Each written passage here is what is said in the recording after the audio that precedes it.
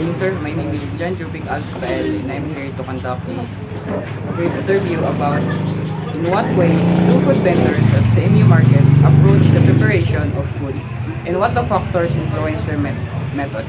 I've already prepared 10 questions, sir, and the first question is, how do you typically approach food preparation for your stall at CMU Market? Uh, for me, my approach is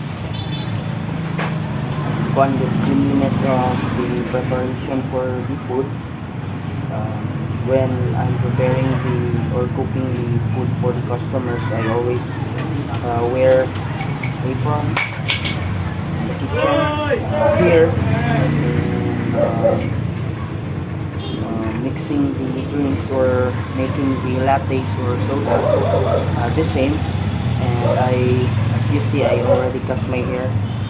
Last time, taas kay buhok, it was 3 years long ang buhok. So, iigang food ko, then for me, proper food na kuhan. So, balot ko, ang buong buhok. So, either way, malimtan ako ang kuhan ng net. Di naman po na siya mahulog. Imposible na magmahulog ng buhok. But, gakalo ko din gaib ko na gloves na yun. Sa kitchen naman, I always keep the station clean. That's the first rule in cooking or sa kusina. Based on my experience, dapat i-clean mo ang kitchen. Mga plato na ginamit, every time na mahuman ka o luto, pwede rin mo dili hugasan ng mga tong o mga strainer, but always organize them para. Thank you for that answer, sir. And the second question is, how do you maintain hygiene and food safety during preparation? The same song game, easy lang.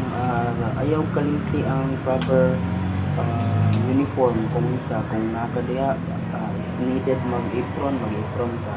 Gloves, always wash your hands before cooking, after cooking, wash your hands na po dayon, then always sanitize your kitchen or your ready kag trapo permi pampunas para sa alcohol if needed.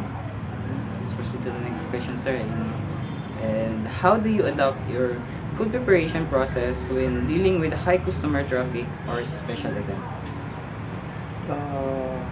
Dali naman na siya i-adapt actually. Depende na sa kada isa, but for me, how will I adapt is that kung busy gid kayo or fix na oras sa adlaw, ako lang nang dili gid makaya kay cameraman do sa misis galihok ani karon, dili gid makaya nga mahugasan ang mga utensils. Iset aside lang sa siya sa place nga dili po siya makaduol sa mga food like magluto pa ngani, dapat ikalayo lang nimo itong mga hugaw nga utensils. But for me, since nga disposable halo sa ako, dili kay na siya ma-apply sa ako, tanan na kung sila na disposable man. So if peak season sa mga or high time sa mga customer, dili ra kay maapektuhan ang hygiene sa akong kusina kay disposable man ang mga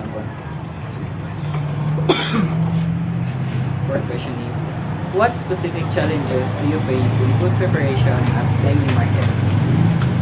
challenge. Wala man kayo kay siguro ug mahutdan lang po og stocks kay layo mo ang Valencia. So to prepare my food, example, na po isa ka ingredient na wala sa akong food, maka-complement ra ko og another. So example sa akong fries, wala ko beef, mahutdan ko.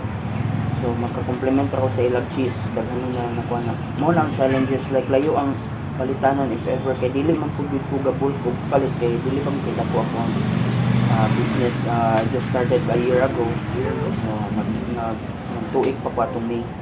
So dili pa kay dako ako, dili pa kayo para sa mga franchise business nga makapalit sila everyday kay daghan na kay sila og mga kuan kana stalls or franchisee.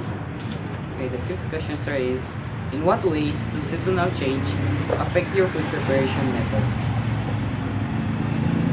Seasonal change like kanang wala klase?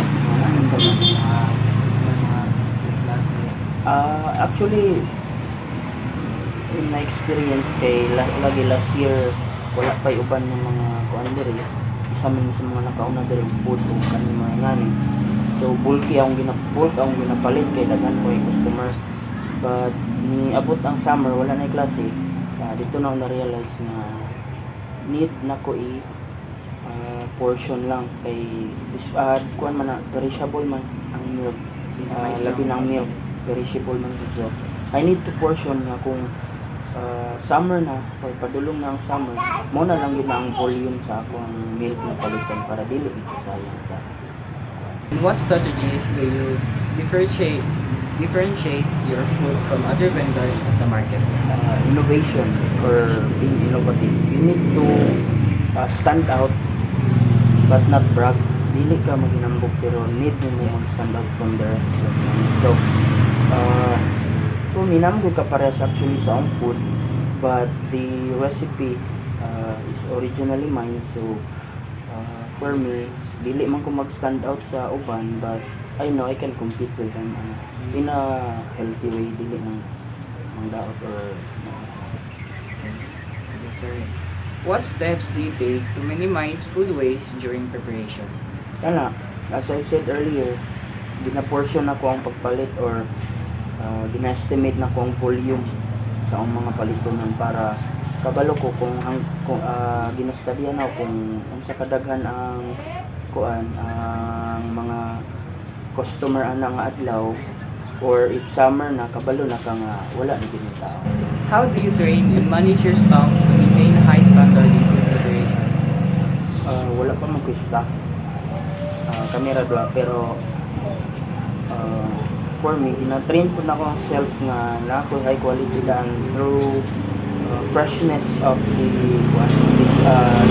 ingredients or the product dili pwede nga kuanan siya dili siya pwede nga dautan or dapat fresh siya pagpalit na lang kay daw layo ang Valencia pero dili man gud siya nga layo kanang accessible na man gud siya so ako once nga mahuddan ko mayroon ko nga out of stock ko pero taod-taod na siya want to dito ang chemical para ma-ensure na ko nga do fresh man siya naman may freezer mo gina siyang number 1 nga kuan para pero sa ako lang is mas gusto na mga palito na ko siya dito sa supplier na ko para dili kay siya kuan dito magbuot diya sa mga or sa Next question is, what future plans or innovations do you have for your food preparation methods at Semi Market?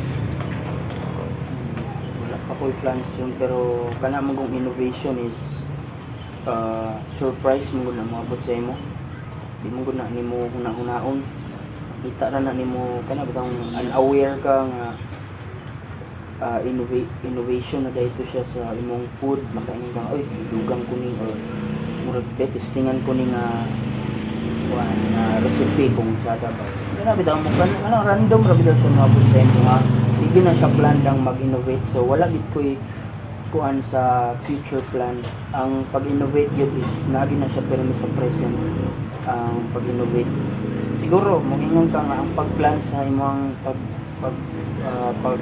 pagpadako sa business o widen sa business pwede na siya pero mayon kog innovation sa akong food or sa imong food mugawas sa na siya in the present dili gyud na nimo siya magplanuhan nga ay testingan ako gimo ani sa future dili gyud na siya aya ra na nimo makuan nga if na kay budget nga nga testingan ko ni nakayo na dai na di na nimo ma-plan ang innovation sa imong pagkaon. Thank you for that answer, sir. And the last question is, what advice would you give to someone new to preparing food at Semi Market? Kung lang, follow the rules and regulations sa sanitary and hygiene sa CMU para iwas po mo sa violation. And also, segregate your waste.